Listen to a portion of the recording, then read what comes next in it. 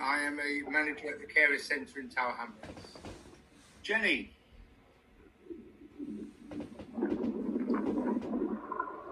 Hi, I'm Jenny. I work for Faith Action and I do the admin for TIP.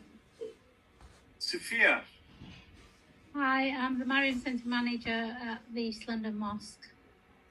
Teodor, if I pronounce that correctly. Good afternoon. I am East Side Center Community Forum. I am a treasurer of East Side Center Academy. Thank you. Paul? Paul Weller from Coventry University, which works with the Forum and with Faith Action in support of the development and work of the Forum. Richard? Hi, I'm Richard Fitzgerald. I'm the Exec Head at Bishop Challoner Catholic Federation of Schools. Fiona? I lead the multi-faith chaplaincy to the business community in Canary Wharf. And Salma? As a carer, and my father's 89 now, and I'm also a student of the New Message from God. Okay, thank you all. The questions we've chosen to look at are these. How has coronavirus changed the way your organisation works? What are the issues and successes?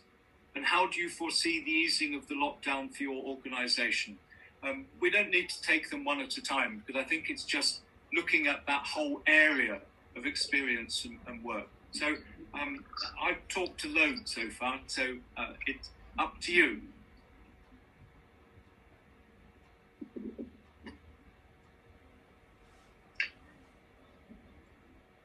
Well, I think everybody knows the impact that it's had on schools, in that the vast majority of our students aren't here anymore.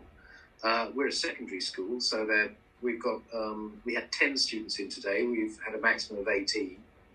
All of those vulnerable or key workers. The successes, I think, I've been very impressed by what my staff and the staff at other schools I know have managed to do about online learning and working from home, and particularly with the pastoral care. I think every kid in the school is contacted regularly. We know how each of them are doing. They're all tracked, and wherever we've needed to support, we've been able to do it because that tracking's worked, whether it's delivering pots and pans to somebody who's had to go into a hospital or whatever it is that we've had to do.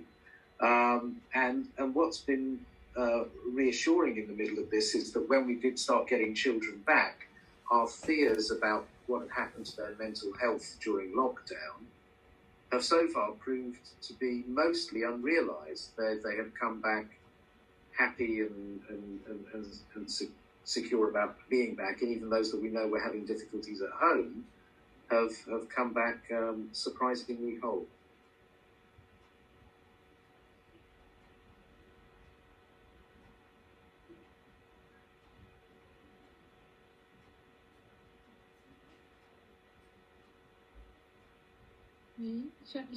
Shall I go next? Yeah. Okay, just to break the silence.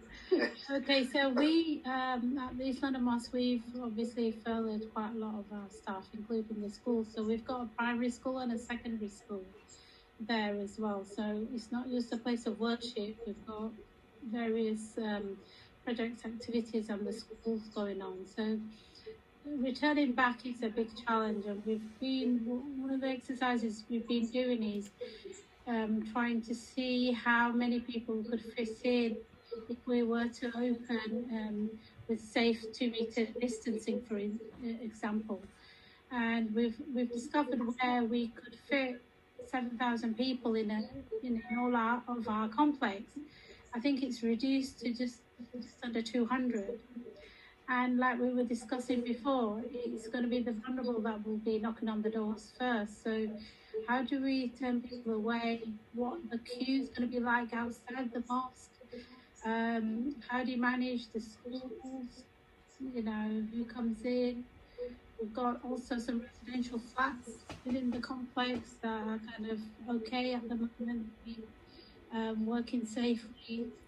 Vulnerable staff. So for myself, I'm diabetic. I don't feel at all confident to go back. I've been very lucky to be able to do things on Zoom, reaching out to the community. It's It'd be nice to think that we can find safe ways of working. Just as we're doing this on Zoom, I suppose you can have Zoom faith meetings, but I suppose a lot of the elders are not as zoomed up as youngsters like you and me are, Alan. Yeah, I think that's true. But we are being inventive. I hear of all sorts of inventive things that individual faith groups are doing in order not just to do away with the need for meeting, but find ways around it that actually do connect people up with one another and connect them up with their faith. And that's been one of the best things, I think, of this continuing awful situation.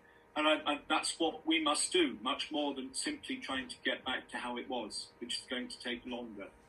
So you've got an interesting question here from Sigrid, who is Lutheran? But anyway, yes, which is asking whether there are ways in which you can manage services which you kept records of who attended and so on. So there's stuff like that might happen. But it's difficult. And what I could, if I was lazy as a leader, I would say everyone should still stay at home because we're not there yet. But I think it's in the nature of the way our community works. And Alan's putting his thumb up to that. I can see Alan, but you can't see me. It's in the nature of the way our community works that we need to offer some way out. So another issue that has been very topical today, take up a lot of my time at the weekend as well, is schools reopening. And can we be confident for schools to reopen? And of course they've been open for a while now, and about 13% of our school kids at primary schools have been at school because they are children of key workers. I didn't think it was that high, but 13% apparently. And some of the 2 or 3 of the schools are opening today for a larger number of kids of ordinary parents, or ordinary kids or ordinary parents. Well, our kids are extraordinary, of course, but the numbers we anticipate will be quite small. And they spend a lot of time on doing those sort of risk assessments about what might happen and how you might manage it. It involves new cleaning regimes, new management regimes, and also protecting people who have a vulnerable elder in their family, for example. So, you could have 2 otherwise identical households, but one has a grandparent living with them. In that grandparent case, you might well be very nervous about going back to school until September. So these are all sort of obvious ways through this, which we have to treat vulnerable people and safeguard vulnerable people thoughtfully. And that's part of the solution.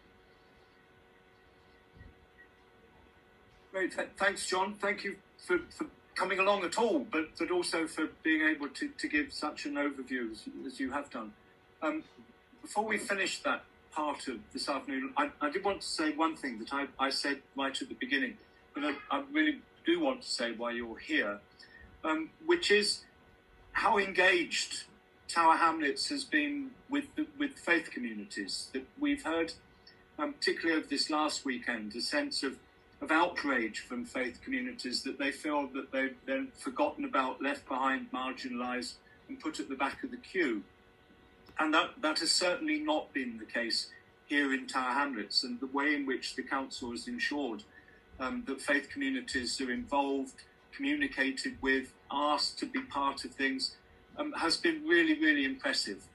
So thank you as Mayor and for the officers as well, and the way that they have gone about working with us. Okay, and you want me to go now? I'll disappear now, perhaps. But just finally then, some of you, I sense, with Alan's body language action, may feel I'm being a bit too open to opening up. And maybe we need to be more and more cautious than we are. So whether that's the case or not, feel free to get in touch with me if you think that there are ways that we should be approaching this which are different from what you're hearing in the town hall.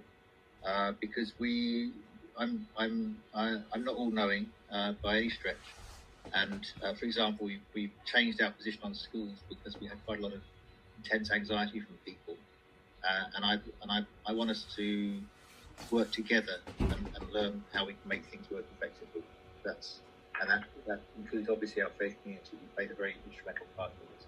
If we'd been talking 3 weeks ago, we've been talking a lot about bereavement and loss. So perhaps actually, since you let me speak for so long, I'll just say one final thing, which is, of course, we may have dealt with, and we will still have to deal with, death as a result of this virus.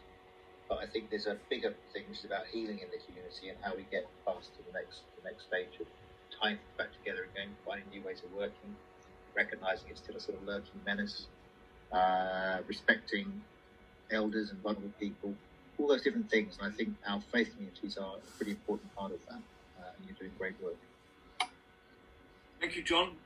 Just for information, Abbas from Barts Health, Alice Walker from Public Health, Afazal from the Council and I are working on a joint statement about opening, and we'll be then consulting with the faith groups in Tower Hamlets to listen to their needs and see how we move it forward. So it is a joined up approach that's happening already.